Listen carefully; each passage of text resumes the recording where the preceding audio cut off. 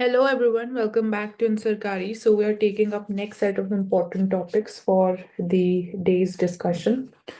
So India's Maritime Heritage Conclave is being hosted and we are celebrating India's legacy in global maritime history. So talking about the elements or India's contribution in maritime, we can trace it back to Indus Valley civilization where we saw the port city of Lothal, which was a prominent hub for the maritime trade, and it had trade links with Mesopotamia and the Persian Gulf region. Then, even in terms of establishing early trade networks, India has contributed from, again, in a major sense, like we were one of the major players in the Indian Ocean trade. We exported spices, textiles, ivory, and precious stones to different regions like Rome, Greece, Egypt, and Southeast Asia. And also, we were the first ones to discover even the monsoon navigation based technology at that point of time during ancient time period specifically because we're talking about maritime heritage. Then in terms of religious and the cultural exchanges, we saw that India's maritime routes, specifically, they facilitated the spread of religious ideas, for example, Buddhism, Hinduism, and Islam to Southeast Asia and beyond. We talk about the temples in Cambodia, like Angkor Wat temple is there. In Indonesia, there is Borobudur temple. In Malaysia, they still reflect the Indian cultural influence even today's time. Then talk about epics like Ramayana and Mahabharata. Even they mention the maritime journeys which underscores the ancient cultural ties with overseas regions. Then, in terms of indigenous shipbuilding, this is the third element of India's maritime heritage. And here, the ancient texts like Earth Shastra, it describes advanced shipbuilding techniques at that point of time. And there are certain names of Indian ships like there is Boitas, Boitas from Odisha, and one from Tamil Nadu also, which is known as the Kattumarams. So these are also renowned for their durability and the capacity. And then some specific and important ports, strategic ports like the ones located at Tamralipti or Muziris, which is there in Kerala, and Bharuch, which is there in again Gujarat. They were key centers for shipbuilding and trade. And again, the fourth element is naval power of India. So when we trace our history back to the Chola dynasty under the rulers like Raja Chola I, so India maintained a powerful navy at that point of time. There were again successful naval expeditions to Southeast Asia also. Talk about Maratha Navy, talk about the contributions of Chhatrapati Shivaji Maharaj. And also in Maratha Navy also there were again some important commanders like Kanhoji Angre. So they resisted colonial powers because of again the strength and the skilled navy that we have at that point of time. And in during the colonial era and the maritime decline started after that, so with because colonial powers they started to monopolize the trade routes and all of that. And even in post independence time period we see revitalization. So we are focusing upon rebuilding the maritime capabilities through establishment of like naval academies, shipyards, and the ports development. So as we talk about our saga strategy or port led development, we can see the ideas in sync with our maritime heritage. So in terms of like modern efforts, we are also like emphasizing upon preserving and promoting the maritime heritage through like National Maritime Heritage Complex is there, which is at Lothal, and we celebrate our National Maritime Day on 5th of April every year. And also of late, one more new dynamic element we can say is focusing upon research and archaeology also at the same time. So, Indian Ocean Rim Association is again preserving and promoting the shared maritime heritage, focusing on international cooperation. So, we can say that we can learn three things: strategic security, economic development, and cultural diplomacy.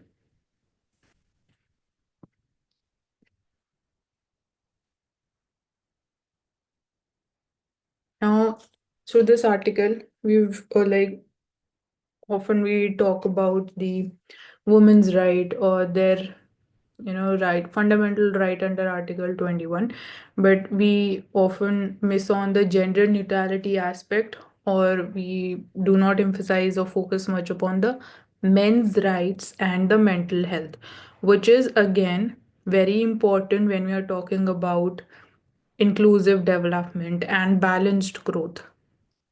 And also, why being limited to men and women, but also talking about the rights of third gender is equally important.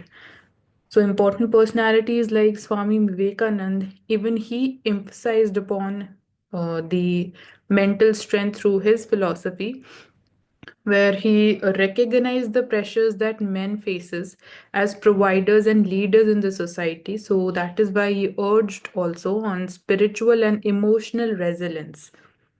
And also he spoke about freeing men from the toxic pressures of the patriarchal expectations, the societal expectations, and encouraged self-expression and the spiritual growth.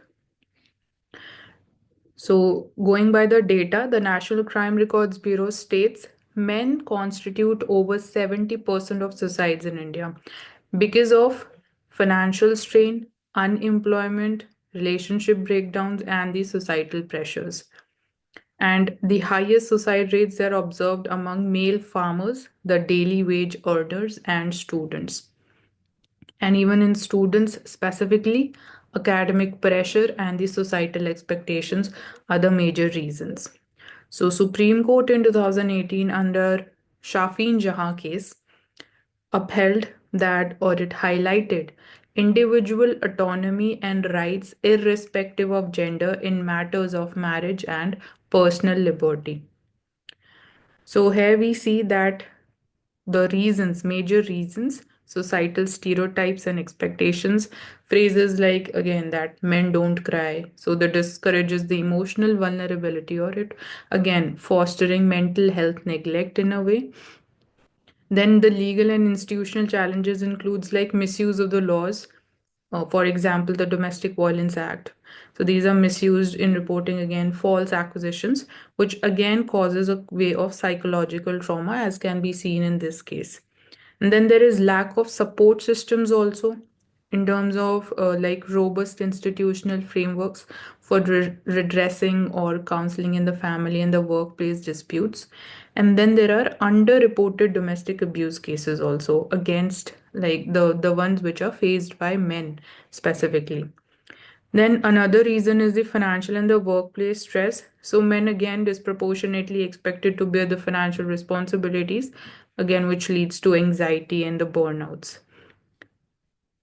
And there are certain specific gender neutral laws in India too, which includes POXO Act, which is again regarding the Protection of Children from Sexual Offences Act 2012, and Juvenile Justice Care and Protection of Children Act 2015. Even this ensures the care and protection rehabilitation of juveniles in conflict with the law without discrimination based on gender.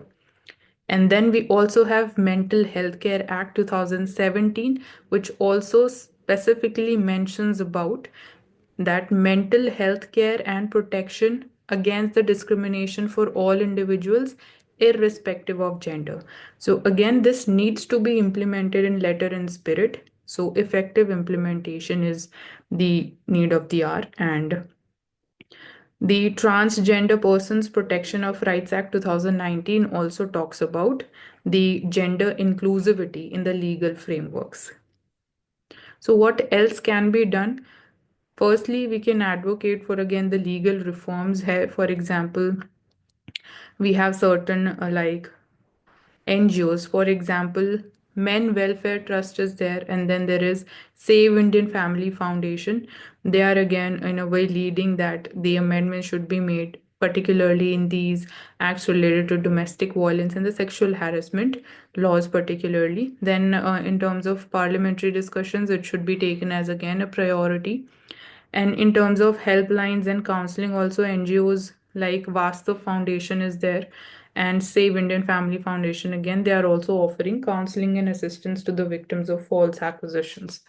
In terms of government initiatives, we have the National Mental Health Program and Manodarpan initiatives are there, which is also focusing on student mental health, and indirectly it benefits male students who are facing the academic stress.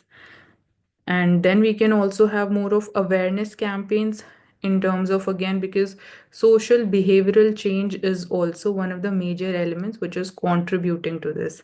So workshops and events on mental health, that they are being again organized to destigmatize the men's emotional struggles.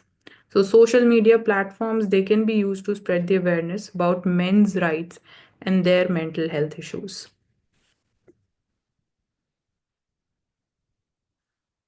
Now, Israel says it destroyed Syria's navy in overnight airstrikes. So, firstly, we can clearly understand here what are the different players in this civil war. So, first is HTS, which is the Hayat Tahrir al Sham. And earlier, this is again somewhere it was linked to Al Qaeda and even ISIS, but again, it parted its ways. So, this is designated as a terrorist groups also by the US and Turkey, and it is against the Assad regime. So, it is again controlling this red region here, and the government which is installed there is, it is called as the Salvation Government. So it is headed by Abu Muhammad al Jalani, who is again, who is being right now named as the interim prime minister of Syria. Second is the Syrian National Army. So it is in a way a group of all small rebel players who are active in Syria, and this group is known as the Syrian National Army. Again, this is also against the Assad regime, and it is holding some territory also along the Syria-Turkey border. So the territory which is in yellow region here in the north, this is controlled by Syrian National Army. And third player is the Syrian Democratic Forces. So this is again an alliance of the Kurdish, Arab, and other groups who are again supported by US but not by Turkey, because again in Turkey they are demanding they are again having a movement for again their own independence. So they are designated as a terrorist group by Turkey, and they're also controlling certain territorial region east of Euphrates. So this purple region you can see is controlled by the SDF. So also certain like important minerals like oil fields are also under their control. So important places like Manjib city or recently the port city of Latakia can be remembered. Then Israel Defense Forces, again in this is again the buffer region which is known as the Golan Heights, which is under the control of Israel. So right now it is like uh, attacking for defensive purposes. And then we have United States also. So this is the US outpost, which is again having a base which is known as the at Tanf base, which is the US based here. So these are different players in this war. It's a very important and interesting article here. So it is talking about the strengthening strategic relationship between Russia and China and how that has been changing. And again, there are certain, we can say, uh, natural even disagreements also between both the players. What are the role of other countries, how that has been reshaping and realigning with the changing geopolitical situation, and how this change is again going to impact India. So we'll look through all these dynamics. So there are certain natural contradictions between these two players, and also again this relationship is also known as marriage of convenience. So because it is dependent upon certain short-term goals which are shared by both the sides, but again its long-term sustainability is questioned because of historical or geopolitical and certain economic factors. So, what are certain natural contradictions that we can talk about? One is again the territorial disputes, which again trace back their like origins to 1960s when there was a Sino-Russian border conflict. So, Sino word is often used in the context of China. So this also highlights the deep-seated mistrust which exists between both the players, certain again in the subconscious mind, we can say. Then we talk about Chinese expansionism, especially when we see the migration towards Russia's far east. So this is also a challenge for Russia's sovereignty in specifically the sparsely populated regions. Then second is the geopolitical contradiction. So here again, both the players are competing for their again influence in Central Asian region. For example, Russia's influence through organizations like Collective Security Treaty Organization and in the Eurasian Economic Union. And similarly, China is talking about its economic dominance through Belt and Road Initiative. So, how are they going to balance their again aspirations and interest and influence?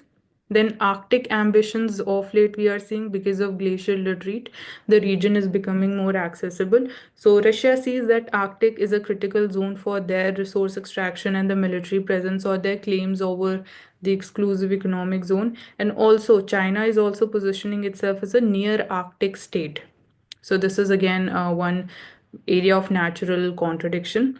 And then in terms of economic disparities between both the players, there is unequal partnership.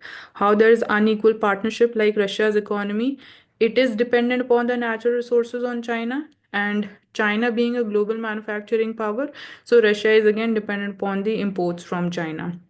So this is creating a imbalance between both the players as far as again trade is concerned, and specifically after the Western sanctions they have become more dependent as far as trade is concerned on each other. Now, talking about what can be potential impacts on India out of the strengthened Sino Russia relations. So, one is the strategic challenge. Here we can talk about, because India and Russia relations, again, Russia is known as India's all weather friend. So, the strengthening relation between Russia and China might see certain reduced leverage in terms of India's relations with Russia. Like India, we have enjoyed a strong defense and energy partnership with Russia. And also, after Russia Ukraine war, the share of oil imports from Russia also has increased to 40% of India's total crude oil imports. So, how this Russia China alliance could again shift Russian priorities, which can again align more towards Chinese interests, maybe. So how it is going to impact our again foreign relations is one area. Then increased pressure on Indian borders might increase because of again China's assertive posture already along the LAC. And if this relationship becomes more strengthened, then how again it might lead to certain pressure at the Indian borders also. And there is again equally a possibility that Russia might adopt more neutral approach at the same time also. So we need to again recalculate our own strategic areas and the way of dealing with them. For example, we've been talking about again self-reliance or pushing more Atmanirbhar Bharat. Then in terms of even multilateral forums, we can see that BRICS or Shanghai Cooperation Organization, stronger Russia-China axis, again, it might dominate the agenda, and how ensuring multilateralism is followed in a democratic manner would be becoming more challenging. In terms of economic implications, this competition in Central Asia again, so Russia and China are again competing through BRI or the Eurasian Economic Union or even the CTSO. And India, again, when we're talking about India's strategic and economic outreach to the region through like INSTC or through Chabar project, and again of late IMEC corridor also, how that would be impacted. In terms of energy dynamics, again, impact on Indo-Pacific region and defense partnership with the China's allies, how that would be impacted, because again, Russia might enhance its defense ties with even Russian allies like Pakistan also, which would be again a cause of concern for India. So, what are the opportunities for India out of these changing geopolitical dynamics?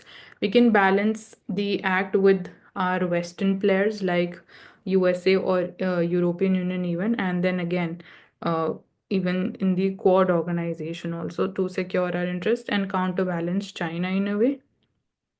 We can expand our global partnerships through again, like of late, we are focusing upon free trade agreements, bilateral free trade agreements, and then enhanced focus more on regional organizations like ASEAN and even Africa.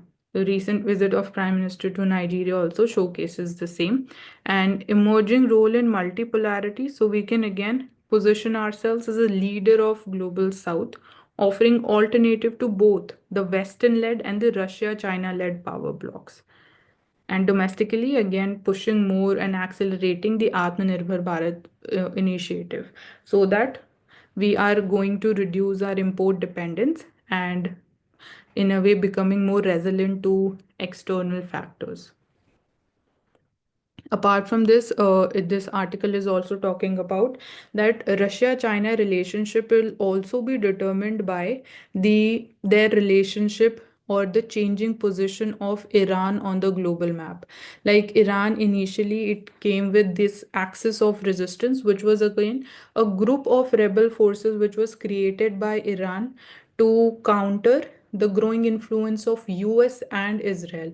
But again, of late we are seeing जो narrative उस time पे build किया गया by Iran that it's ambition to overthrow US dominance and the concerns now we are seeing because that is in a way transformed or things have turned upside down, that it is now becoming a question of survival of Islamic Republic for like Iran amid the significant adversity because of again the instability in the West Asian region. And also the questions about whether the Russia-China relationship will actually turn out to be stronger and strategic, because still US countering its dominance or its global position is a major challenge, because again in Indo-Pacific region, if we talk about USA's role, Quad and AUKUS, that is functioning, it is getting strengthened. And then again even like off late Trump 2.0 regime, if we talk about that, so he is also talking about ununiting Russia and China. So again he's mentioning the natural contradictions also exist, so that way that might be a hurdle also.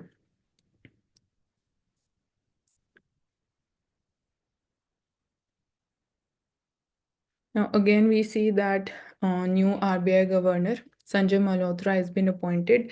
So, what are the challenges in front of him? What areas of, again, uh, what areas are going to be or should be emphasized by him? So, one is again the monetary policy and its transmission, how ensuring that the transmission time is reduced. And apart from this, the first one challenge is the integrity of the financial system, maintaining the balance between inflation rate and the growth rate. It should function in a disciplined manner. Another challenge from the perspective of leadership is that the Monetary Policy Committee, it has again three members from RBI, three are nominated or appointed by the government. So there has been again new members are entering the Monetary Policy Committee on the part of the three members which are appointed by the government. That has been changed, and even the deputy governor of RBI would also be seeing a change. So again, how he'll be dealing with this simultaneously as again a leader in terms of the Monetary Policy Committee and RBA also. So what is going to be again the correct timing for the repo rate cut is again the thing that we've been discussing of late, because of the supply side inflation and food inflation being sticky. Then again managing liquidity, because again of late here, because there are a number of options in front of RBI in order to manage liquidity, which includes the liquidity adjustment facility. There are VRR and VRRR auctions, which is the variable rate repo auctions and variable rate reverse repo auctions, which can be done. Then recently we saw that the CRR was reduced by 50 basis points. And another option to again manage liquidity is the open market operations. So, which out of these is going to be best suitable according to the changing economic scenario, which is getting influenced by external factors, is going to be one of the major challenges. And within this, also, if we talk about that, initially RBI was using more LAF.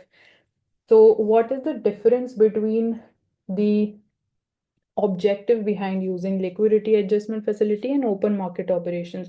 So in terms of this, LAF is majorly used for the short term borrowing and lending between banks and the central bank, whereas in terms of OMOs, buying and selling of government securities in the open market is done. So government securities are bought and sold in case of OMO, they don't have any role in LAF. And then there is this short term and the long term liquidity aspect, which is the difference. Apart from this, we see that LAF, they are done on again daily basis or regular basis can be done, whereas OMOs can only be done on fixed periodic basis as a part of the policy measures. So if we are aiming to again certain like long-term targets or objectives, then OMOs are more suitable in terms of short-term targets or short-term liquidity. We see that it's a short-term phenomena or a seasonal phenomena because of certain seasonal factors, like we say when it comes to the monthly GST payments or the tax payments which are to be done. So that is short-term. So in that case, LAF would be more suitable and ideal thing to be used. Then another challenge in front of RBI would be again the external influence because of again the new US regime and managing currency fluctuations. So because here we see that inflation rate, the exchange rate, and the current account deficit, these three things are also interrelated. So here we have the Taylor's rule when it comes to deciding what should be the ideal repo rate that can be decided by the MPC. So we use Taylor's rule in this case. And another challenge is again how seamless operations in a smoother manner can be ensured. And the recent shift towards even how the economic growth and the dynamics have been reshaping. For example, of late, we're talking about more investments inclined and aligned towards renewable energy. So, even in terms of that green financial system or linking that with the carbon credit and establishing that is also linked to somewhere RBI also, because everywhere will be needing finance as the prerequisite, which will be deciding somewhere the success of the investments also. So apart from these issues, we have two major things. What is going to be RBI's stand in future on cryptocurrencies? And second would be again internationalization of rupee.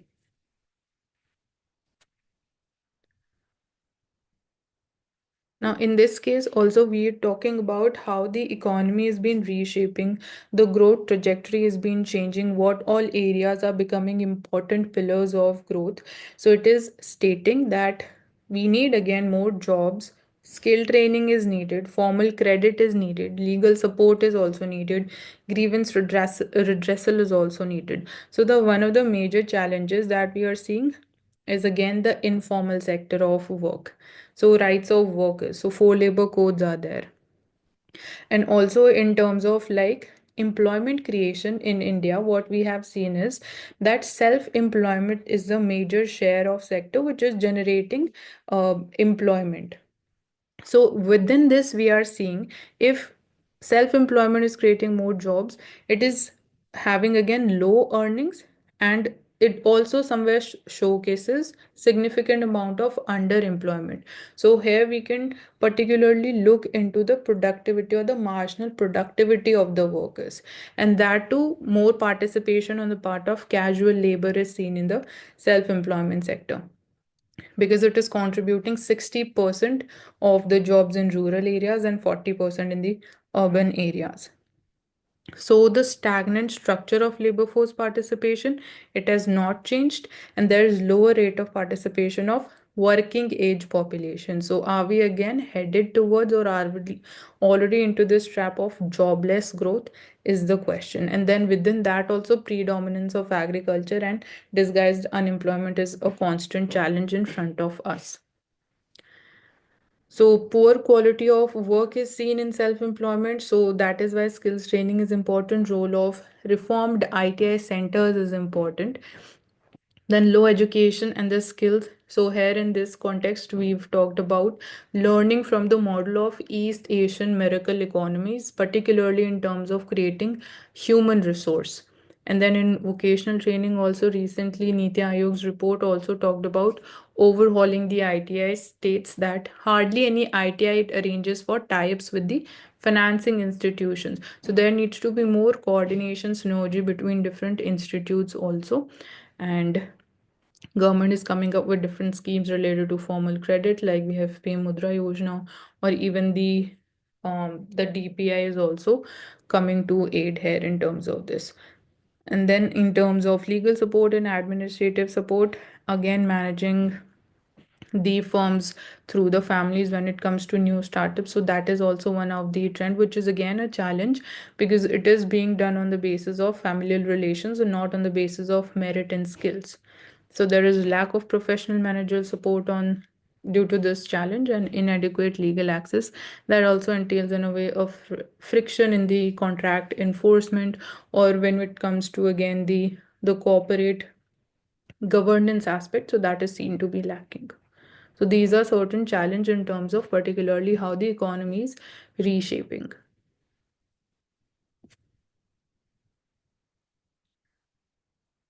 So here is the important leader SM Krishna, who served as the Minister of External Affairs from 2009 to 2012. He played very important role in creating world-class infrastructure in Bengaluru. Again, taking certain inspiration from him as far as leadership role and skills is concerned, is that he worked in a way that he kept his again the personal or the emotional aspects aside when it comes to work, stayed calm and composed. Style of working can be learned from him. And even when it comes to getting the UNSC non-permanent membership for India. So he played a critical role as far as leadership is concerned. And apart from this, for example, in terms of relationship with Pakistan, so he played important role in maintaining a balance also there. And one major reform initially that was brought by him, again at the regional level, was the Passport Seva project. So its importance became like so crucial that it was implemented at pan India level. So he was again he like came up with this idea of Passport Seva project. So these are certain things that we can learn from him and again uphold them going forward.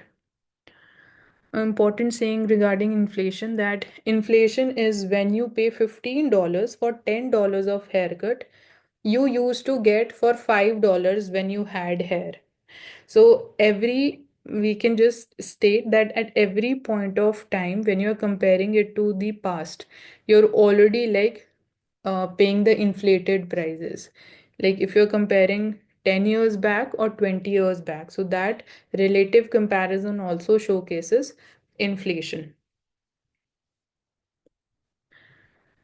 Now, another case here we see that recently there was the killing related to the corporate in the Americas, like corporate world, related to a CEO of one of the America's biggest private healthcare insurer.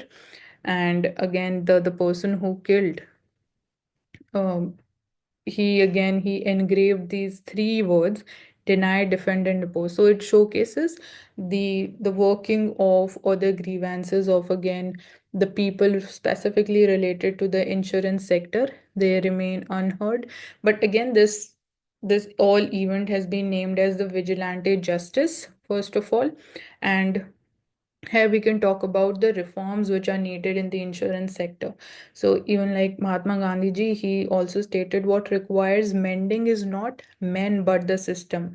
So will this event or killing of that person reform the system, or will it going to help the people in future? No, the system is not going to change. So killing a person is again not, obviously that is not acceptable in any way, and that is not going to serve justice either. So reforming the system, the way of working, the mindset of working needs a change.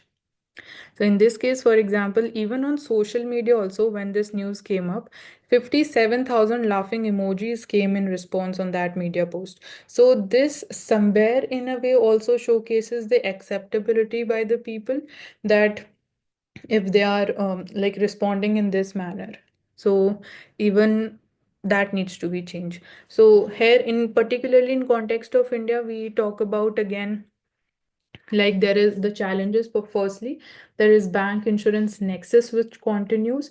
Then even like the data also showcases 43% of people they face rejection the partial approval.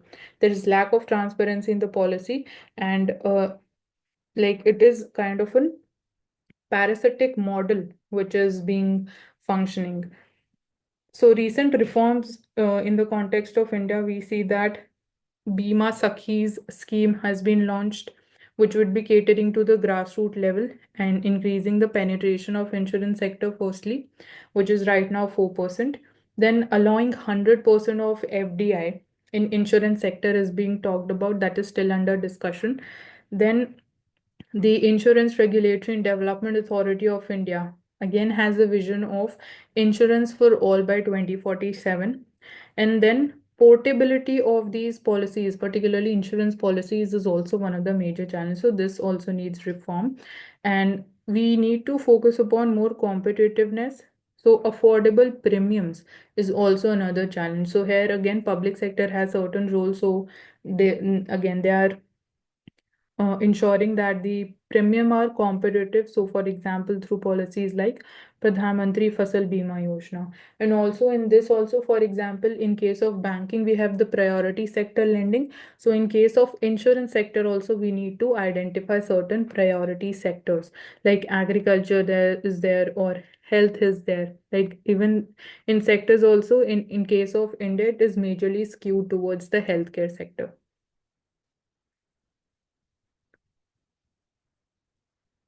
So when we're talking about World Trade Organization, so recently here we see China proposed investment facilitation for development at WTO. So one area where we can highlight here initially is that World Trade Organization, it has to do something with trade. So is this initiative or the idea being proposed by China, which is related to investment, is it the right platform for that? Because again, we were talking about this some few days back also. So is it again diverting from the major objective of WTO is the question. And here we see like South Africa, Namibia, and Turkey, they back India in opposing this initiative because they say that they have firstly it is going to facilitate foreign direct investment flows among the WTO members. But the cause of concern is um, it is again dominated by China. So Chinese firms have increased their overseas assets also to record levels. So it is again skewed how it is going to cater in a balanced way to the interest of global south, to the interest of developing countries. And another area which was discussed about the subsidies for the fisheries sector. So again, say the same question when we are talking about the subsidies provided to the food grains also, that we need to look at the per capita subsidies which are being provided. In case of fisheries, like India is providing just $35 to per fisherman. In case of developed and European, like European nations or USA, it is to the tune of $76,000. So there's no comparison between these two figures. So why again developing countries are being targeted regarding providing the subsidies for the same? And then there is another challenge related to the fishing aspect or the sustainability of fisheries is the IUU fishing, which is illegal, underreported, and underregulated fishing. So we need to ensure ultimately that what is the intention behind providing the subsidies? Is it beneficial and subsistence subsidies, or is it actually leading to again distorting the trade? So that also needs more clarity.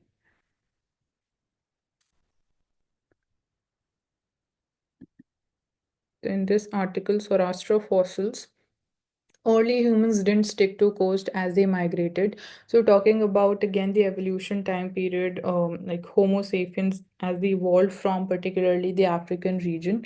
So this article is stating that again coastal dispersion idea. Earlier, we used to talk about that the habitations they nurtured around the regions where there was a good source of water, be it again along the coast or along the river coast also. But again, on this idea as being proposed here, that it is like they didn't particularly stick to the coastal regions, it lacks archaeological evidence at the same time. It is being stated by some researchers in case of India that all the Paleolithic archaeological sites in India, they are inland. But again, we lack the evidence. So here, particularly in the map, we can see this is the Gujarat coast. So here we are seeing the Aji and the Bhadar river basins. So even when we are saying that not all along the coast, but even the inland was somewhere closer to the water resource. So in this picture, it's a volcano from Alaska, which is Mount Spur. So the nature of volcanoes which are found in Alaska are shield volcanoes. So shield volcanoes are more broad, they are gently sloping sides, and they're primarily built up by the flow of low viscosity basalt lava. For example, the Mount Kilwa is again there. And then another type majorly found there is the stratovolcanoes, which are also known as composite volcanoes, and these are characterized by steep profiles, like there is steep slope. They are formed from alternating layers of lava flows, ash, and other volcanic debris. So here Mount Spur is an example of composite volcano.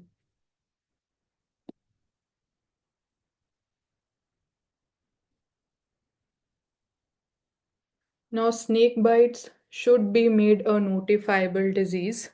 And what is the reason behind that? So, again, firstly, which all diseases are categorized under this notifiable disease category is the disease that is legally required to be reported to the government by both the private and the public hospitals.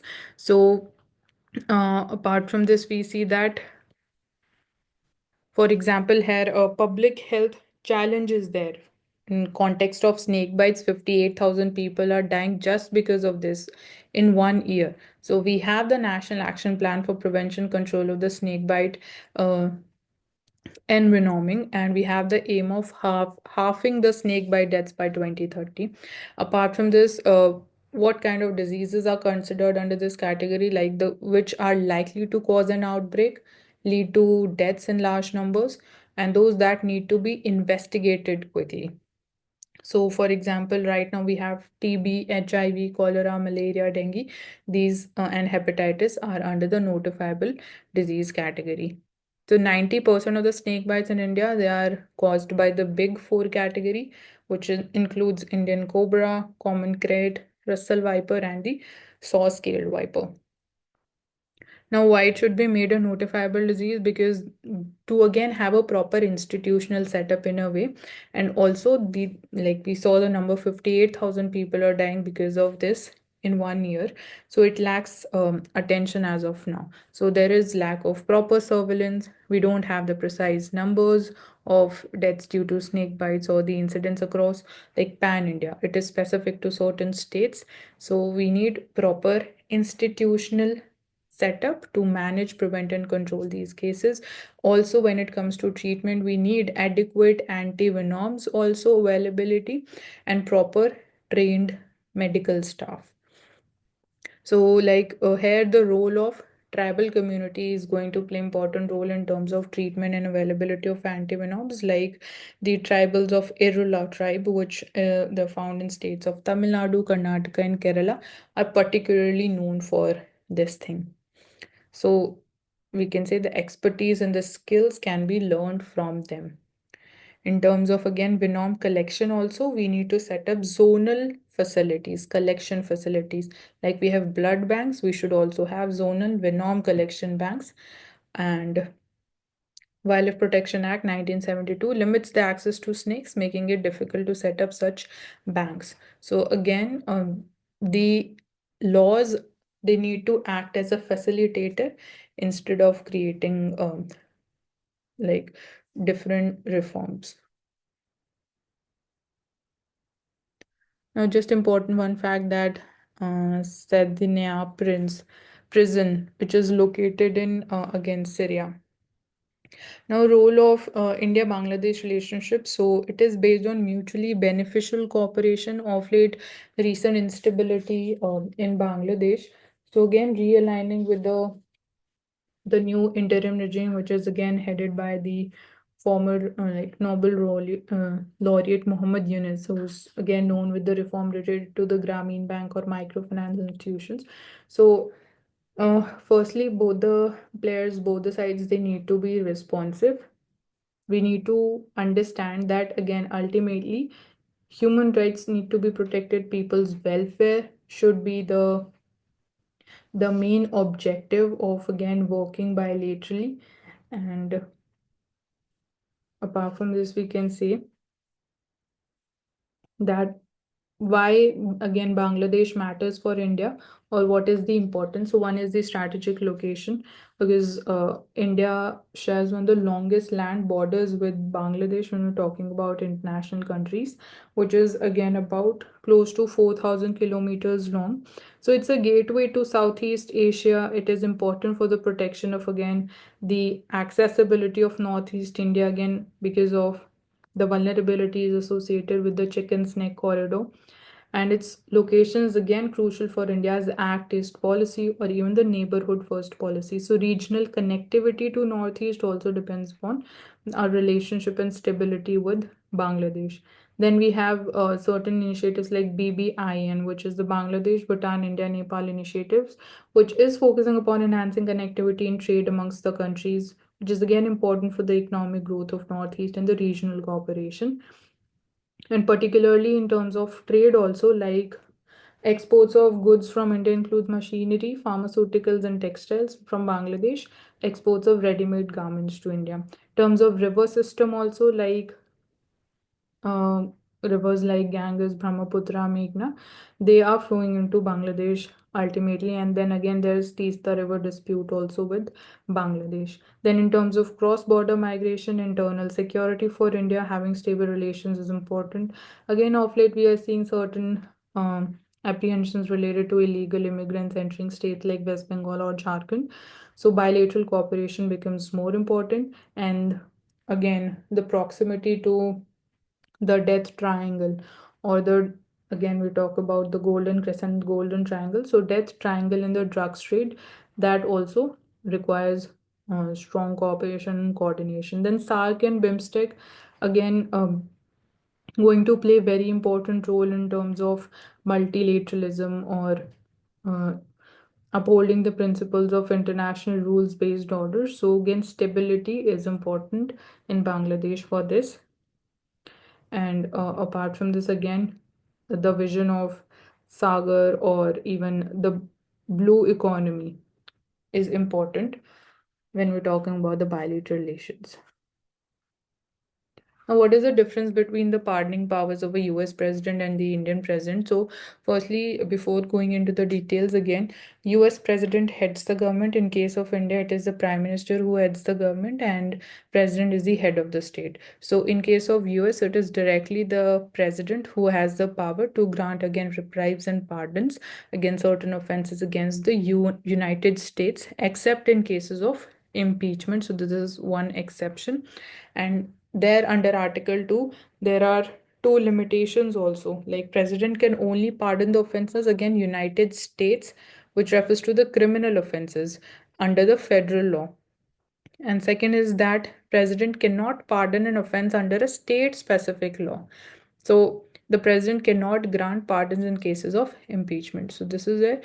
And there is one thing like ex parte Garland ruling, which is that president may not preemptively immunize future criminal conduct. Like once a crime has been done, only then the pardoning powers can be used. In case of India, we have Article 72 of the Constitution, where again president can grant pardon, reprieve, respite, and remission of punishment, or suspension or remit or commute can be done for the person. This is valid for all the like punishments or the sentences issued by court martial. It is valid for again the sentences related to death. So in case of court martial and the sentence related to death, the pardoning powers of governor do not exist. This is only with the president of India. And all the other cases where the punishment or sentence for an offense against any law relating to matter where executive has the power. So even in this case, president has the power. So we have one of the famous cases like Maruram versus the Union of India 1980 case, where this pardoning power is not the discretionary power of the president. So the president acts on the aid and advice of the union or the center. And also the we can say the intervention or judicial interpretation is least, or it is only limited to rare cases where it seems that the pardoning powers have been used in an irrelevant, irrational, or discriminatory manner.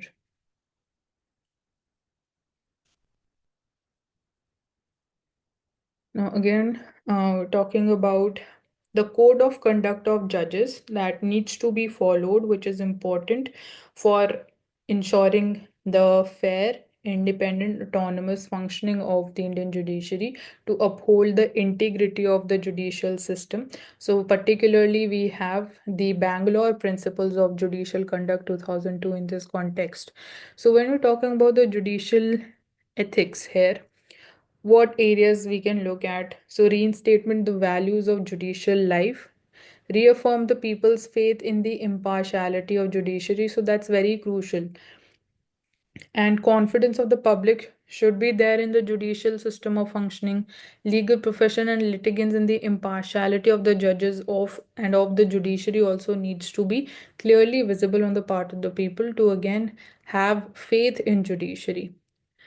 So, equally is important is the fundamental rights of the freedom of expression of judges at the same time. But again, they need to be aware and they need to understand what is the scale or the intensity of diversity in Indian society, and then again upholding or treat all of them equally, equitably.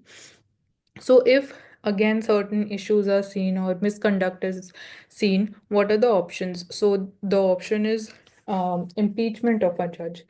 In case of India, we have Article 124 of the Constitution, which talks about impeachment, removal of a judge on two bases, which are mentioned: proved misbehavior or incapacity of a judge. So, what is the procedure? Here we see impeachment motion is it firstly must be signed by 100 Lok Sabha MPs and 50 Rajya Sabha MPs, depending upon in which house this is being initiated.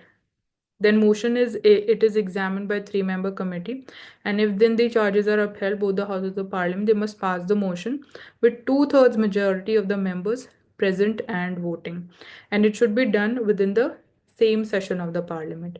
It cannot again wait and then be continued in the next session. And so far, in case of India, we see no judge has been impeached so far. Like the proceedings has been initiated before, for example, against Justice C.S. Karnar because he was accused of judicial indiscipline, contempt of court, making derogatory remarks, and also there was Justice Sumitra Sen in 2011. She was also accused of financial misconduct, but again, it has not been completely like be done, or no judge has been impeached so far.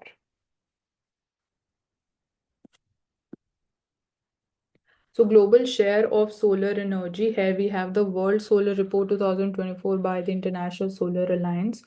So we're just seeing again the data how the share has been changing, and the recently emerging technology particularly related to solar energy, which is very crucial because in a way it is going to reduce our dependence upon the critical minerals or the rare earth elements. So firstly we see that in 2000, the share of solar energy was just 1.22 gigawatts, and now it has surged to 1400 gigawatts as of 2023. And right now, we see that China dominates the solar photovoltaics by 43%. US contributes 10%, and then Japan, Germany, India, we have a share of 5 to 6% in the global like solar energy capacity. In terms of like materials or the component manufacturing aspect, China is, we can say, having monopoly power in a way because 97% of the wafers, 89% cells, 33% module installation capacity are being manufactured by China. So that is another concern. Newly emerging technologies is like quantum dot solar cells, self-healing solar panels, solar power phytomining. So all of these again become the keyword, and they are crucial to again reduce our import dependence particularly, and how we can again move forward increasing the competitiveness of the cost of manufacturing them. It is related to again the employment creation, also related to again the reforms which are needed in the agriculture sector, particularly in case of India, which is again somewhere related to making the agriculture also more productive and competitive, and creating more jobs in the non-farm sector at the same time. So there is this new model which is emerging, which is pay as you go business model, which is allowing users to pay for their systems in small, regular installments. So ultimately, you need to promote the technology. We need to ensure that it's again equitably available, accessible to even the developing countries and the small island developing countries, and ensuring again availability of climate finance. And again, talking about the global level.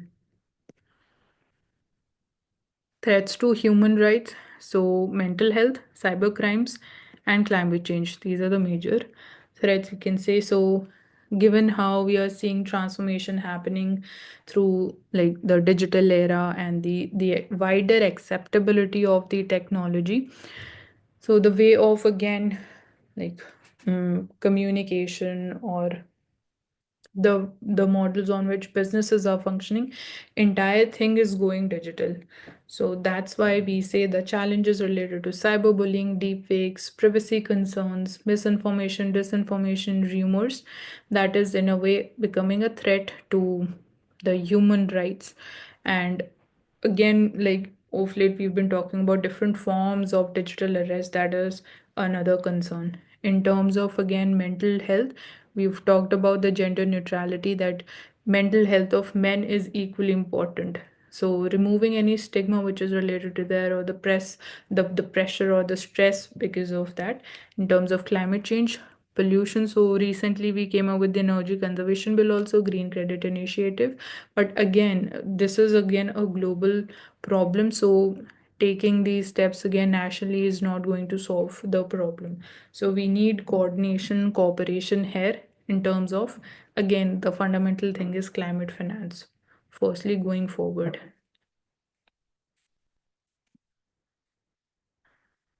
So Subramanyam Bharati was an important freedom fighter.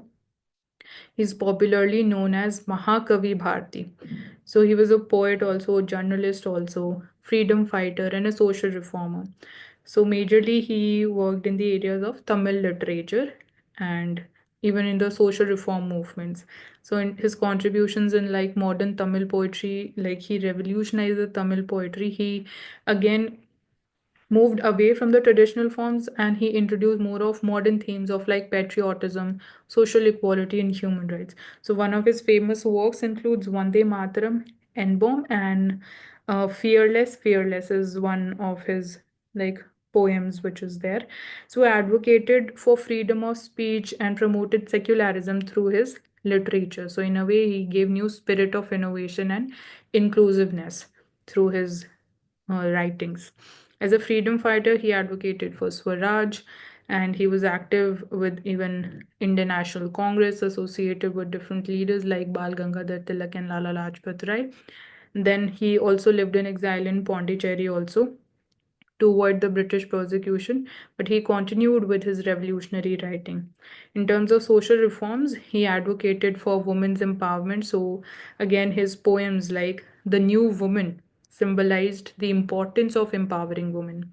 Opposition to caste discrimination, eradication of untouchability, promotion of scientific temper was again blending it like with modernity, with the Indian traditions, was what he promoted. Now, we very often, just talk about judicial overreach or judicial activism. Here, another element is being talked about judicial inactivism. So, this is like being related to the recent Sambal Masjid case, where the author of the article is stating that which are the core issues, why are they being like not taken up by the judiciary, or judiciary is restraining itself with going forward with such types of cases, apart from the Sambal Masjid case, like he mentions about the Shaheen Bagh protest in Delhi. Then regarding the farm laws also, so Supreme Court has limited itself to just making different committees on that, and all these issues are still we can say remain unresolved as of now. So judicial inactivism, so we can just talk about like the areas which are part of the basic structure doctrine that should be taken up by judiciary if an issue is emerging out of that. That can be one of the bases. So how firstly the question arises, how to identify which is a core issue and which is not. And then there's again certain limitation the part of judiciary also, like we need to follow, we need to respect the basic doctrine of again the separation of powers. So given that even that is not violated, and again judicial integrity, all of that is also upheld.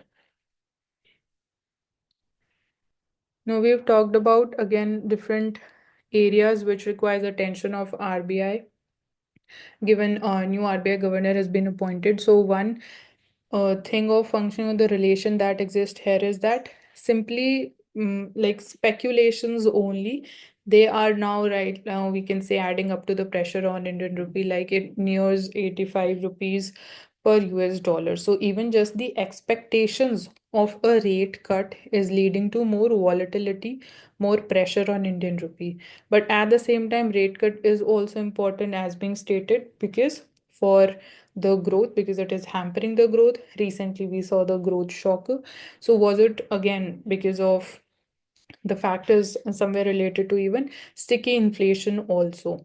So these are certain areas which again involves trade-offs also. It's very difficult to have a balance between all of them.